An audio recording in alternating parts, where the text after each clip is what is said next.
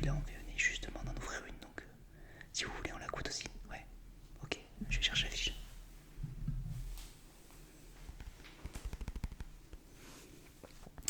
Alors, alors oui, c'est une petite. Ouais, c'est le domaine ferrage, là, qui est ouvert. Donc c'est un petit coteau varois. Ouais, ouais. Donc c'est Grenache, Cinsault, Syrah et Merlot. Ouais. Alors il a des notes de fruits rouges, bah, vous allez voir. Fraises et framboises. Bonne température, il est comme tous les rosés, hein, entre 10 et 12 degrés. Oui, bah oui, ouais, c'est ça. Et alors sur les harmonies, accord mets vin, cuisine provençale, viande blanche, salade composée, le melon. Ah, vous avez du melon en entrée? Ben, c'est parfait. La cuisine asiatique et bien sûr les grillades. Donc là, je pense qu'entre votre entrée et votre plat, on est parfait là. Ouais. Bon, bah écoutez, je vous propose qu'on goûte.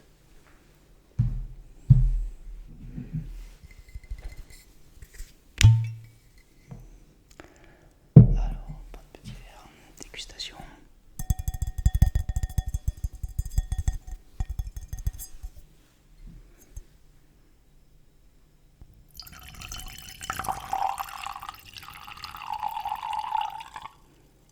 Regardez cette belle couleur. Ouais. Ouais, ça sent bon l'été. Hein. C'est vrai que là, on a encore un petit peu du mal à voir l'été arriver, mais moi je suis comme vous. Hein. Je passe mon temps en ce moment à mettre des shorts et des t-shirts et à faire des barbecues en espérant que vraiment ça arrive. Et je me mets aussi à boire déjà du rosé.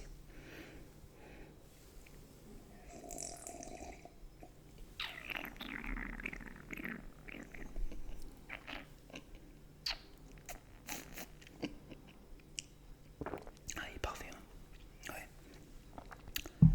Il faut le sortir à peu près juste à peu près 10 minutes. 10 minutes de frigo pour être à la température idéale. Par contre après, n'hésitez pas à le remettre de temps en temps parce que si jamais vous le laissez au soleil ou à côté du barbecue, la température elle monte très très vite. Ouais. Il vous plaît? Sinon je peux vous proposer aussi un autre rosé. Ouais. Mais justement, bon, ça c'est le domaine ferrage. J'ai le top du top du domaine ferrage de Mathilde Chapoutier également en magasin. Vous voulez que je vous le montre? Ah, je vais vous le chercher.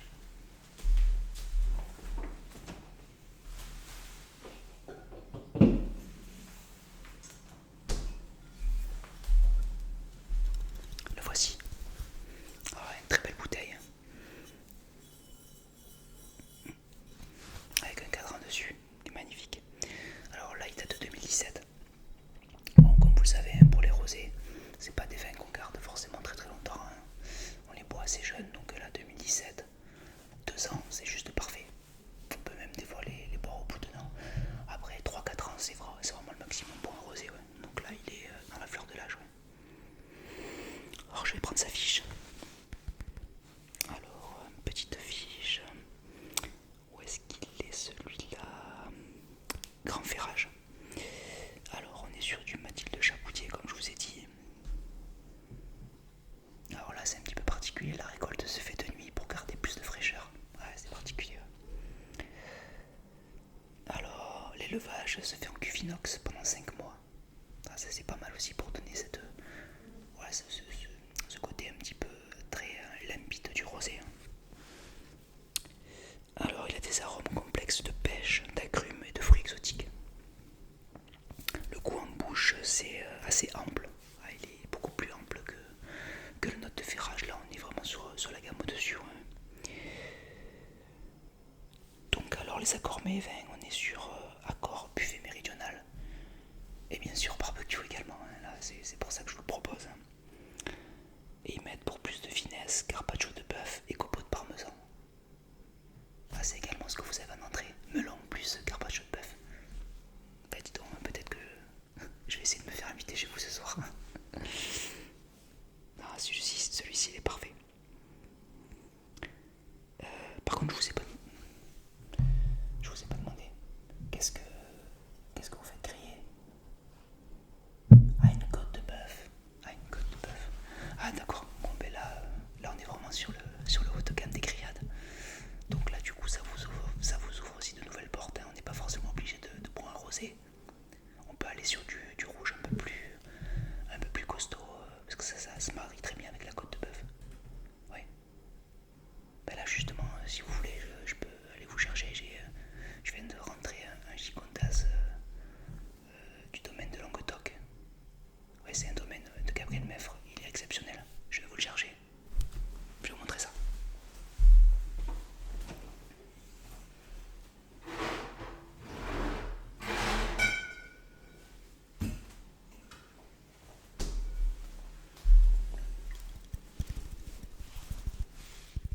sur Digicondas, donc domaine Languedoc de 2014. Là on est aussi parfait pour le boire, hein. C'est-à-dire que le Gigondas c'est un vin qui peut se garder, on va dire qu'il est à son apogée entre 4 ans et 8 ans. Donc là il est à 5 ans, donc il est parfait à boire. Ouais. Oui, les Gigondas on peut les garder un peu plus de 8 ans, mais considérez que c'est vraiment 8 ans la limite de l'apogée. Oui. Oui, non, ça fait partie des hauts de gamme des Côtes-du-Rhône, c'est vrai, mais bon, si vraiment on veut du vin de garde, il faut aller chercher du Châteauneuf. Ouais. À certaines années du Châteauneuf, on peut les garder 25-30 ans, oui, oui. Mais bon, pour le Gigondas, c'est pas forcément conseillé. Je vais vous prendre la fiche. Alors, qu'est-ce que je peux vous dire sur ce petit domaine de Languedoc? Là, on est vraiment sur du haut de gamme.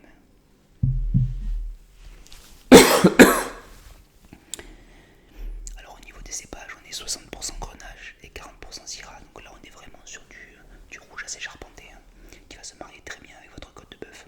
Ouais. Alors, il a été très bien noté, hein. Au Parker, il est à 91%.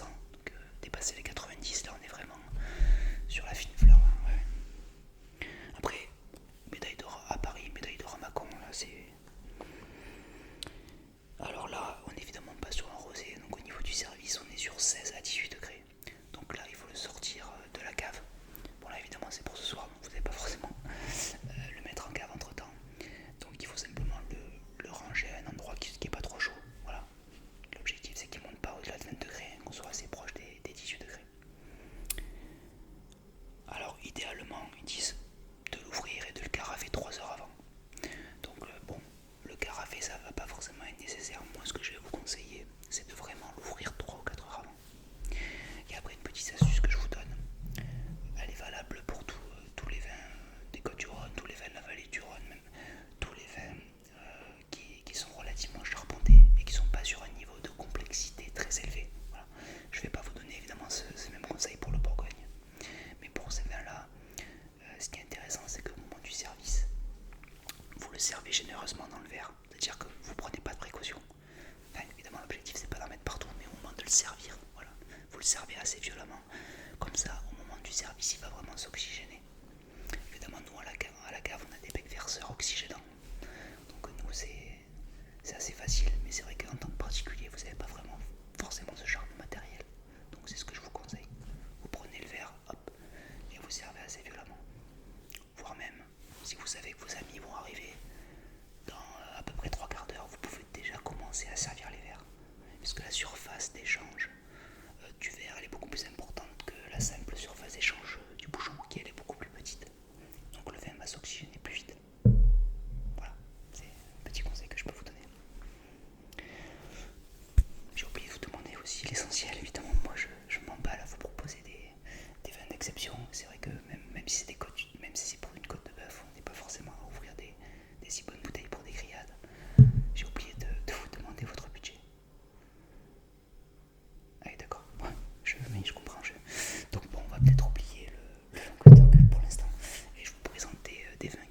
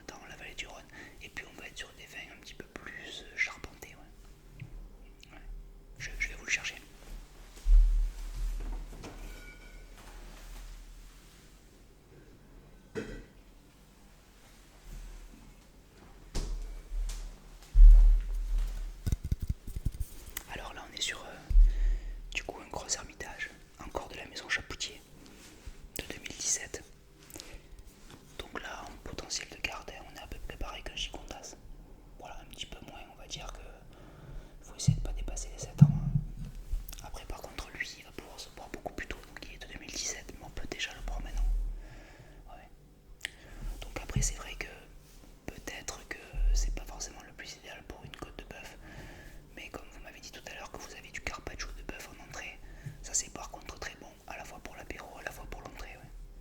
Voilà. Je vous lis l'affiche. Voilà, ça peut vous intéresser, ok. Alors, où est-ce qu'il est le domaine Les Maisonniers. Alors là, on est sur du 100% Syrah. Voilà. Alors l'élevage, là, il est réalisé en cuve en béton pour préserver la fraîcheur et la minéralité du fruit.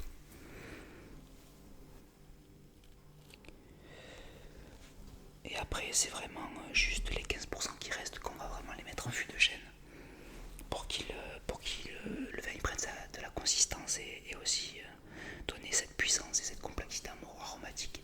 Alors comme je vous disais tout à l'heure, on est vraiment sur des vins beaucoup plus complexes dans les septentrionaux. Alors au niveau de la dégustation, on a beaucoup de notes florales et de fruits noirs, qui est assez différent des notes de fruits rouges que l'on va avoir un peu plus bas.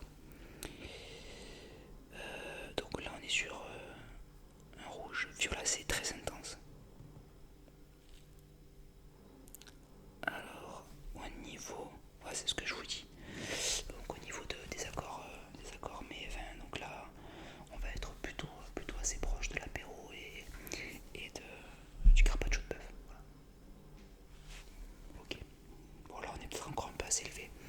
Donc là je vais aller sur des vins avec un rapport qualité-prix encore plus optimisé, mais qui reste très très bon, et notamment pour des grillades et pour une côte de bœuf. Ok, ça marche. Alors ah oui, ben voilà, bien sûr. Toujours dans la maison Chapoutier, là on vient d'avoir une livraison de maison Chapoutier. Et moi honnêtement c'est une des maisons dont je raffole, on se trompe rarement avec cette maison là. Et là on vient de rentrer leur rasto. Rasto c'est vraiment, donc là on est sur des côtes du Rhône beaucoup plus bas. On est sur un côte du Rhône village qui a un des meilleurs rapports qualité-prix. Voilà, c'est vraiment assez exceptionnel, ouais. Donc là je viens de rentrer le Rasto et le Plan de Dieu, et pour moi c'est les deux domaines de Côte-du-Rhône village qui ont le meilleur rapport qualité-prix. Ah oui, sans hésiter, vous pouvez y aller les yeux fermés. Ah là on est inférieur à 10€, mais des vins qui sont vraiment exceptionnels, ouais, qui valent 2-3 fois ce prix là. Ah, pour avoir cette qualité là dans le Bordelais par exemple, il faut débourser 20 à 30€, ah oui, sans souci. Je vais vous le chercher.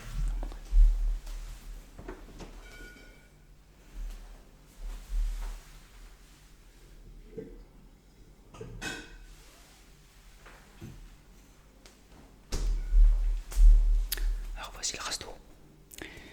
Alors là aussi on est sur un vin de 2017. Donc bon, le Rasto il va se garder un petit peu moins que les autres vins, c'est-à-dire que là il va se garder aux alentours de 5 ans. 2 ans, entre 2 et 3 ans jusqu'à 4 ans, c'est vraiment le meilleur moment pour les boire, ouais, sans souci. Ouais. Je vais vous prendre la fiche. Ah mais je l'ai déjà ouverte. Alors là on est sur un mix de Grenache et de Syrah. Donc c'est vraiment les deux cépages les plus représentatifs des Côtes du Rhône. Ouais. Alors on est quelques kilomètres des dentelles de Montmirail, donc ça c'est le positionnement du village de Rasto. Vous connaissez pas, oui. C'est très joli en plus. Ah oui, c'est un coin qui est vraiment magnifique. Ouais. Alors on est sur 12 à 16 mois d'affinage. Donc on est sur un vin puissant. On retrouve des arômes de fruits très mûrs, là, de la groseille, cassis,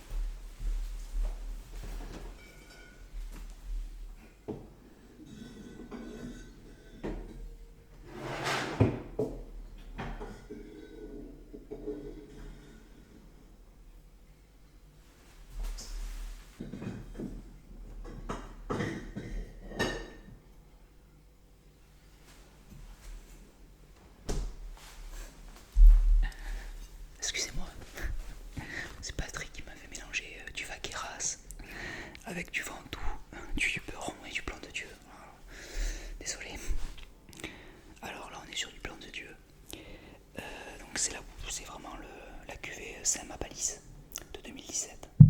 Donc là c'est pareil, hein, comme le Rasto, on est sur un potentiel de garde d'environ 5 ans. Donc 2017, 2019, là on est parfait. Ouais, non, là c'est parfait. Alors lui, il a eu 91 au Vine Spectator, donc vraiment très très bonne note. Et il a eu une médaille d'or au concours des vins d'Orange 2018, donc parfait. Alors au niveau de la dégustation, on est sur note de coulis de framboise, groseille, avec quelques accents d'épices et de gâteau aux fruits au final. Celui-là il est vraiment exceptionnel, je vous le conseille. Alors au niveau des cépages, on est toujours sur Grenache majoritaire, comme tous les côtes du Rhône, avec du Syrah et un petit peu de Mourvèdre, comme c'est souvent le cas, qui apporte un petit peu cette touche d'épices. Voilà. Alors au niveau des accords vins, il accompagnera à merveille les charcuteries et également un navarin d'agneau. Ah, j'adore ça, moi aussi, ouais, c'est super. Ouais. Et un sauté de foie à la provençale, moi ça me met en appétit. Ouais. Et évidemment, il est aussi très très bon pour les grillades et il cite carrément la côte de bœuf à déguster dès à présent ou dans les 5 ans. Bon, là jusque là je vous ai pas dit de bêtises. Hein. Servir à 16 degrés, donc lui on est toujours dans les 16 à 18 degrés, mais il se boit un tantinet vraiment sur la fourchette basse à 16 degrés. Alors qu'est-ce que je peux vous proposer aussi? Oui, c'est ça dont je voulais également vous parler. J'ai rentré, alors là on sort de la vallée du Rhône, on va vers le côte du Roussillon. Je viens de rentrer justement, comme je vous disais tout à l'heure, de la maison Chapoutier, et je viens de rentrer le côte du Roussillon. Ah ouais, il est parfait, ouais. Ah ouais, il est super. Ouais, et en plus je vais pouvoir vous le faire déguster, donc ah ouais, on vient de l'ouvrir et celui-là il est exceptionnel. Je vais vous le chercher.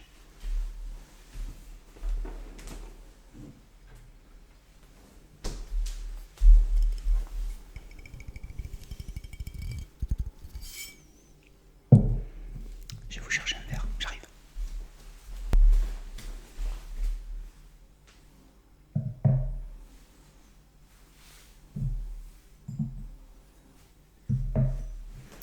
Je vais vous chercher un verre, j'arrive. Ouais. Là on va prendre un grand verre, ouais.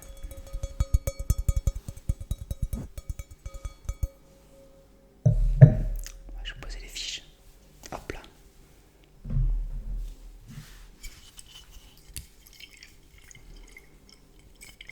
Ah oui, une belle robe.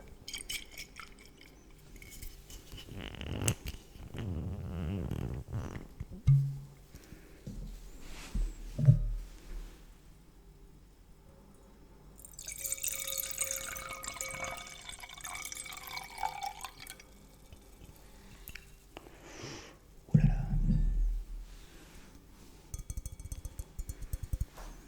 Si on boit tout ça, on va finir sous la table. Ah oui, il a un nez exceptionnel.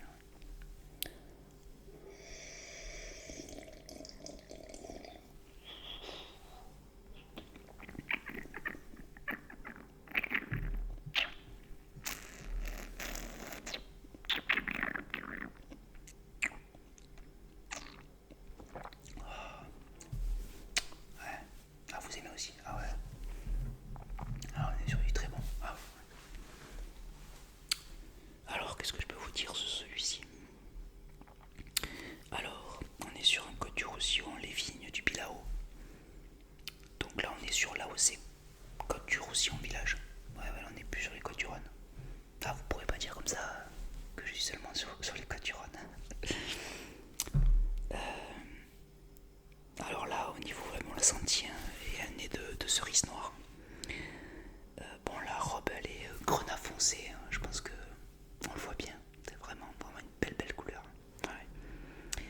Alors au niveau de la température de dégustation, donc là, on va être plutôt sur une température un peu plus haute là, hein, sur les 18 degrés. Et la garde, on est sur 2-3 ans. Donc là, on est vraiment sur l'apogée. Donc là, il faut le boire tout de suite. Donc ça tombe bien, vous voulez le boire ce soir. Donc c'est parfait pour celui-là. Ouais. En plus, il a un prix vraiment très compétitif. Donc en plus, là, il est vraiment défini. Accord mets et vin. La côte de bœuf.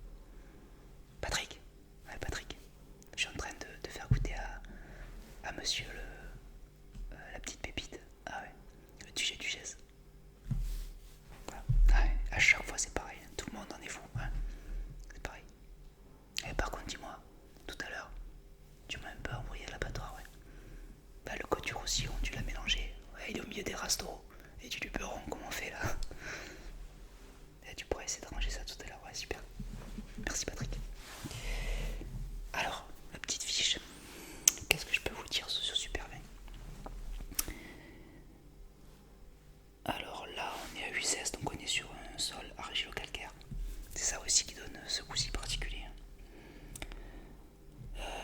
Alors là on peut le garder 3 à 5 ans, donc là il est 2017, donc là c'est pareil, hein, on est vraiment dans le début de la zone d'apogée, donc vous pouvez le garder encore un an ou deux, mais c'est grand maximum.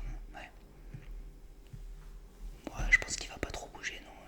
Il a déjà atteint son maximum gustatif là. Ouais. Alors, entre amis, grillade, que ce soit porc mariné, que ce soit de bœuf, que ce soit de poulet, volaille, bon bref.